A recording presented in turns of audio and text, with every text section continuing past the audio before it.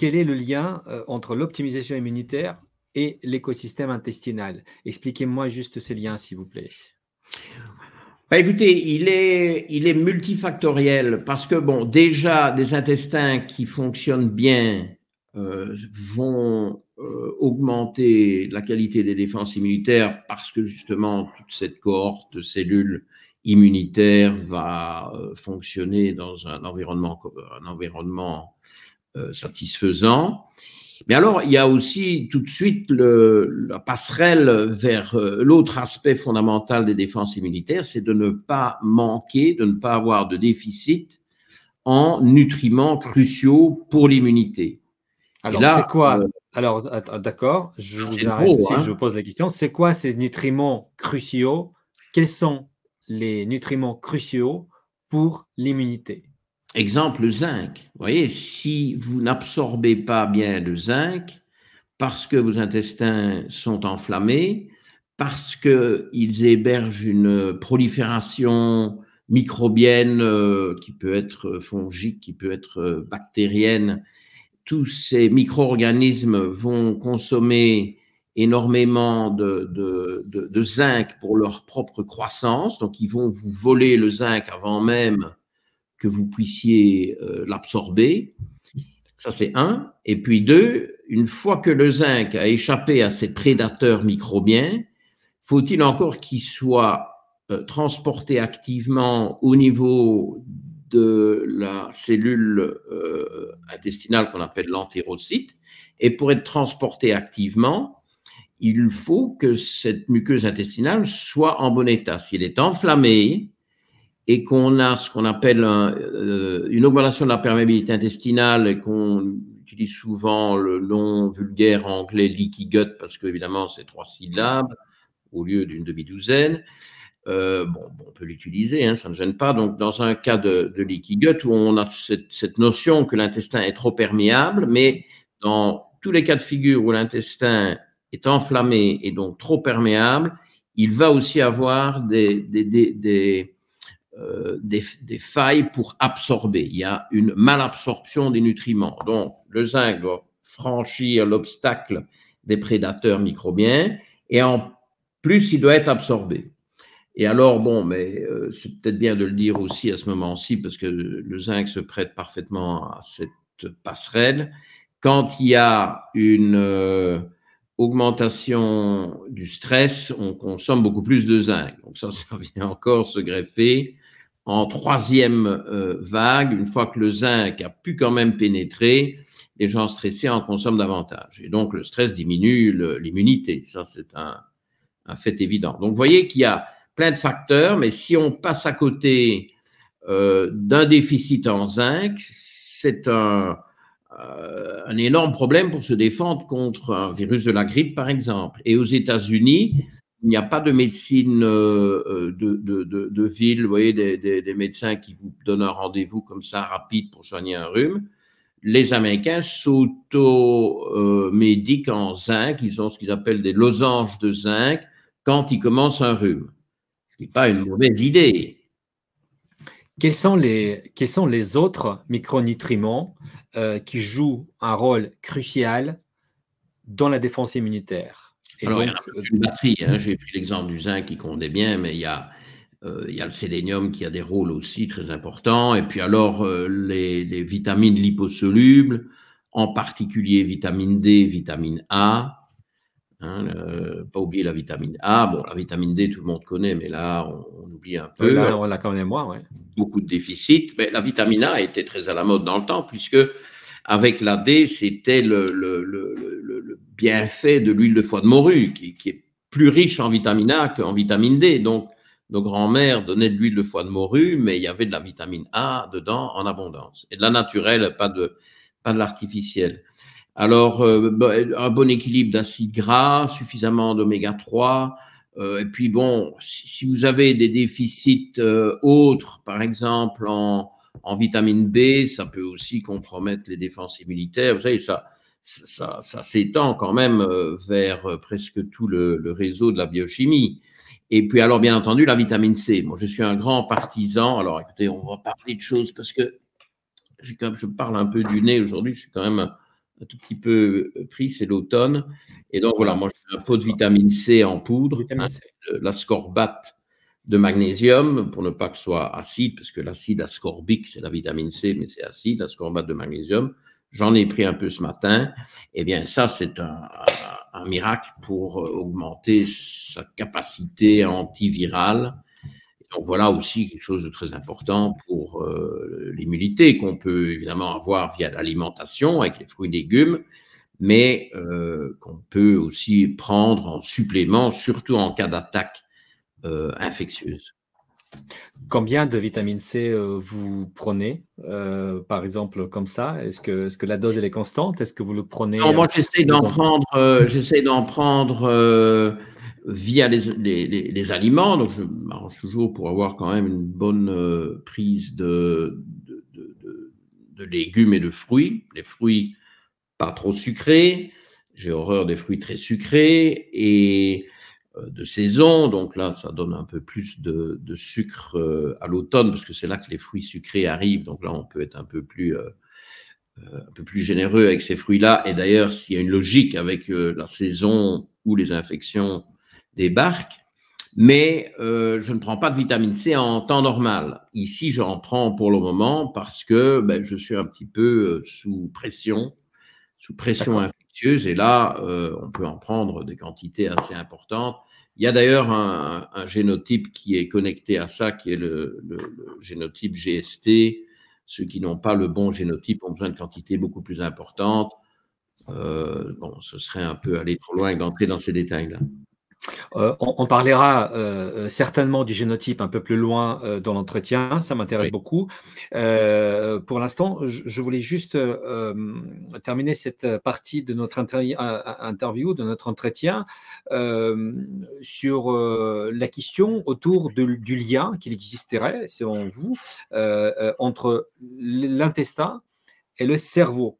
Alors, comme on est toujours dans cette démarche vieillissement, anti-vieillissement, ralentir le vieillissement, augmenter l'espérance de vie en bonne santé, quel est le lien entre l'intestin, le cerveau, l'espérance de vie en bonne santé? Bon, c'est très facile de vous parler du lien intestin-cerveau puisque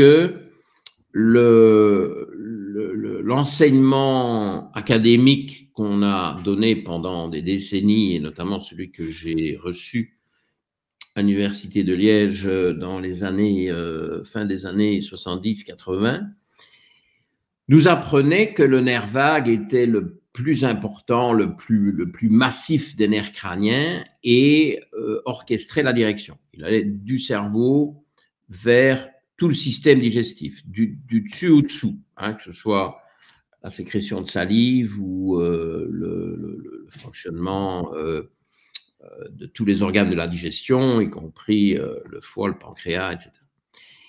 Et donc, on savait déjà à l'époque que 10% du nerf vague était destiné au cœur. Oublions ces 10%-là, ça reste vrai.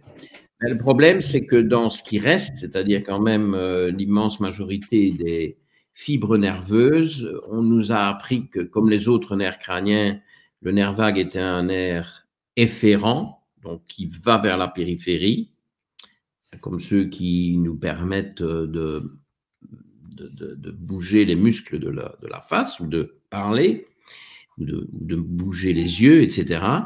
Et en réalité, l'immense majorité, 90% de ces 90%, sont des fibres afférentes qui viennent du système digestif vers le cerveau. Je crois que quand on a dit ça, on a tout dit. Hein, l'intestin dirige le cerveau et pas du tout l'inverse. Et d'ailleurs, il y a une preuve dans l'évolution de ça. Moi, j'aime beaucoup l'évolution. J'observe l'évolution parce que l'évolution nous dit beaucoup, y compris les 3 derniers millions d'années, parce que ça, c'est l'évolution du genre Homo, hein, du genre humain, dont nous faisons partie en tant qu'Homo sapiens. Mais bien avant ça, et là, on parle de centaines de millions d'années, quand les micro-organismes ont commencé à devenir d'unicellulaires vers multicellulaires, ils ont commencé par développer un système digestif. pas un système nerveux. Le système nerveux est venu se greffer beaucoup plus tard dans l'évolution, sur un modèle d'ailleurs qui s'est inspiré de la réussite du développement du système digestif. Donc c'est le système digestif qui est devenu de plus en plus sophistiqué au fil des millions d'années, et comme ça a eu un résultat impressionnant qui a permis évidemment l'avènement d'organismes beaucoup plus complexes et beaucoup plus volumineux, multicellulaires, eh bien, quelque part, quand il s'est agi de greffer là-dessus un système nerveux, on a utilisé la même méthode. Mais c'est l'intestin qui est, l'estomac qui est en premier, le cerveau est un appendice. Donc, on dit toujours que l'intestin est le deuxième cerveau, mais c'est évidemment faux, c'est le cerveau qui est le deuxième intestin. Le cerveau est un deuxième intestin. Oui. C'est magnifique. What d'autre? What else, comme dirait un autre Georges. Docteur Mouton, est-ce qu'on peut prendre 2 minutes pour expliquer l'importance de la vitamine C dans une période où on se sent un peu, comme vous dites, enflammé, une petite faiblesse virale peut-être? Si on fait ça bien, c'est assez miraculeux. Ça permet de couper l'immense majorité des infections débutantes. Il faut s'y prendre tôt. Il ne faut pas hésiter avec les quantités, mais tout le monde me demande toujours combien, parce que voilà, les gens, ils veulent des réponses vite fait, mal fait, hein, donc ça ne marche pas. Mais en fonction de l'importance de l'attaque infectieuse, virale, mais ça fonctionne aussi pour les infections bactériennes, vous allez prendre de l'ascorbate de magnésium, hein, parce que de la vitamine C, acide ascorbique, ça va être trop de grammes, trop acide, ça va être d'abord très difficile à supporter en poudre. Pourquoi une poudre? Parce que vous n'allez pas prendre 5, 10, 20, 30 gélules. Okay, donc, il faut y aller sérieusement, prendre une petite cuillère à café, 3, 4, 5 grammes. Ça dépend aussi du poids corporel. Ça marche aussi pour les enfants, mais là, évidemment, il faut rapporter au poids. Un enfant qui a la moitié du poids va prendre 2 grammes au lieu de 4 grammes. Et ça va faire du bien. Donc, les symptômes vont s'améliorer. La question est de savoir pour combien de temps. Et c'est ça qui va déterminer les quantités. Et parfois, si c'est vraiment un tout petit gorge qui gratte, vous allez prendre une cuillère de vitamine C et vous vous rendez compte le soir, tiens, c'est vrai, je n'ai même plus pensé à ma gorge guérie. Si c'est plus sérieux, il va falloir répéter quand le mal de gorge ou le nez qui coule revient. Vous insistez, vous répétez jusqu'à ce que vous gagnez la partie. Et parfois, évidemment, il faut de grosses quantités au final ou pas. Chaque cas va être différent. J'ai une question. On parle de traitements comme ça, de symptômes. On est dans une interview longévité. On parle de symptômes des infections qui sont presque, paraîtraient, n'est pas liées avec la longévité. Ma question est la suivante. Est-ce qu'on peut considérer qu'une infection va abîmer notre système immunitaire et qui va raccourcir quelque part notre capacité à faire durer le corps le plus longtemps possible, en meilleure santé possible dans la vie? Oui, c'est intéressant. La façon dont vous tournez ça m'intéresse. C'est une bonne opportunité pour moi de souligner justement les bienfaits d'une stratégie qui consiste à optimiser les défenses immunitaires. Parce que le but est que le patient gagne la partie lui-même avec son système, même s'il prend de l'aide de cofacteurs, de nutriments qui vont évidemment jouer un rôle, mais c'est le patient qui va les mettre en œuvre. Okay, que ce soit la vitamine C, la vitamine D, la vitamine A, le zinc, pour citer les plus flagrants. Et donc, quand le sujet a gagné la partie, même s'il a eu besoin de ces aides-là de manière ponctuelle, en quantité supraphysiologique, ce ne sont pas les quantités que l'alimentation apporte quotidiennement, eh bien, il sort vainqueur de cette bagarre et il sort renforcé. Alors que s'il a dû recourir à des antibiotiques ou des antiviraux Autant que les antiviraux fonctionnent, parce que franchement, l'efficacité des antiviraux, enfin bon, nous n'allons pas digresser. Mais s'il a dû recourir à des antibiotiques pour gagner la partie, ce qui parfois est nécessaire, je ne suis pas en train de dire qu'on n'a jamais besoin d'antibiotiques, mais on en a besoin beaucoup moins souvent que ce qu'on pourrait croire. Et quand on a besoin d'antibiotiques, on reste sur une défaite. Et on est plus faible pour l'attaque suivante. Oui, c'est un peu comme une guerre, hein, si on ose, par les temps qui courent.